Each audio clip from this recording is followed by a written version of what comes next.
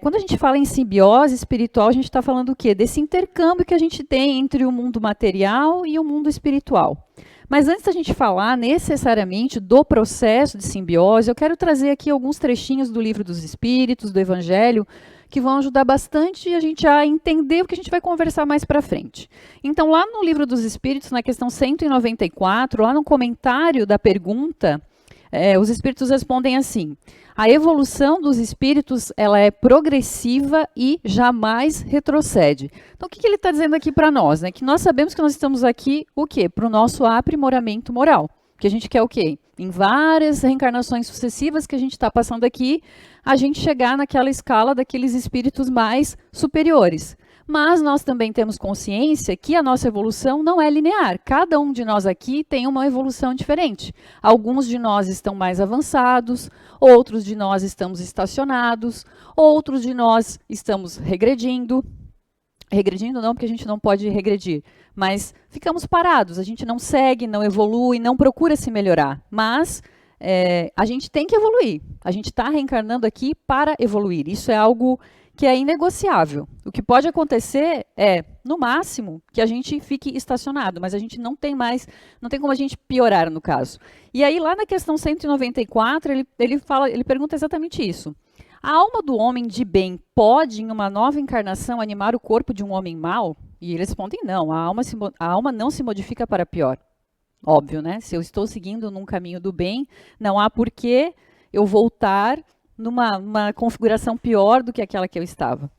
Mas na 194A ele fala: a alma de um homem mau pode transformar-se na alma de um homem de bem? Se ele se arrepender, sim. E isso será para ele uma recompensa.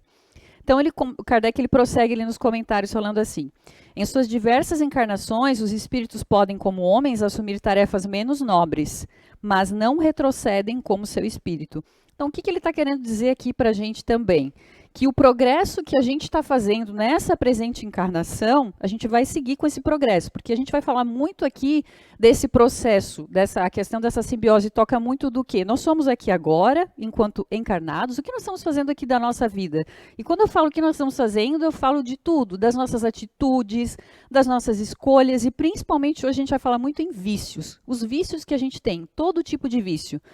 Então, todo o progresso que eu faço, no momento que eu desencarno, que eu viro essa chave, que eu saio aqui desse mundo material e vou lá para o mundo espiritual, eu vou levar comigo isso. Então, é uma ilusão, e quem estuda mais e quem tem mais conhecimento sabe, que é uma ilusão você achar que quando você sai daqui e vai para o plano espiritual, todos os seus problemas, todas as suas inquietações, elas vão automaticamente sumir, elas não vão. Tudo que você carrega consigo, as suas emoções, tudo isso você vai levar para o lado.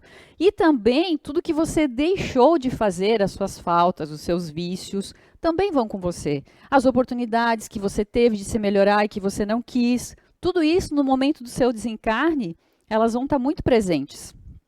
Aí, então, lá na questão 196, ele prossegue. Então, lá ele pergunta assim: se os espíritos apenas podem se melhorar suportando as dificuldades da existência em um corpo físico, podemos concluir que a vida material é uma espécie de filtro ou depurador por onde todos os seres do mundo espiritual devem passar para alcançarem a perfeição? Sim, é exatamente isso. Eles se melhoram através dessas provas, evitando o mal e praticando o bem. Porém, somente depois de várias reencarnações sucessivas é que eles atingem, num tempo mais ou menos longo, conforme os seus esforços empregados, o objetivo para qual se destinam, ou seja, a perfeição. Então, o que ele está falando aqui para nós? Que quanto maior for o meu esforço enquanto eu estou aqui encarnado, mais fácil eu vou conseguir passar por essas provas da vida. Por quê? Dificuldades, todos nós temos aqui algum tipo de dificuldade, alguma coisa na nossa... Ninguém tem uma vida colorida e 100% perfeita. Até porque, como a gente já falou muitas vezes, vocês sabem, aqui não é um mundo de perfeição. A gente está caminhando para esse mundo de perfeição. Então, as dificuldades que a gente encontra no nosso caminho são exatamente para quê? Elas servem para nos ajudar a evoluir. Quando eu consigo parar, analisar o que eu estou passando e consigo entender o porquê disso, por que eu estou passando pelaquilo e eu consigo superar aquilo, Essa é a chave do negócio. Quando a gente consegue entender isso, o porquê que acontecem algumas coisas na nossa vida, que isso tem um significado, tem uma razão, ou se não tem um significado e uma razão, muitas vezes eu que estou provocando aquilo. Se eu escolhi seguir aquele caminho, mas eu sei que aquele caminho vai ter as X cobranças na minha vida, eu tenho que saber que eu vou ter que suportar aquelas X cobranças que vão aparecer ali para mim, porque eu escolhi livre-arbítrio. A gente pode escolher para o caminho que a gente quer seguir.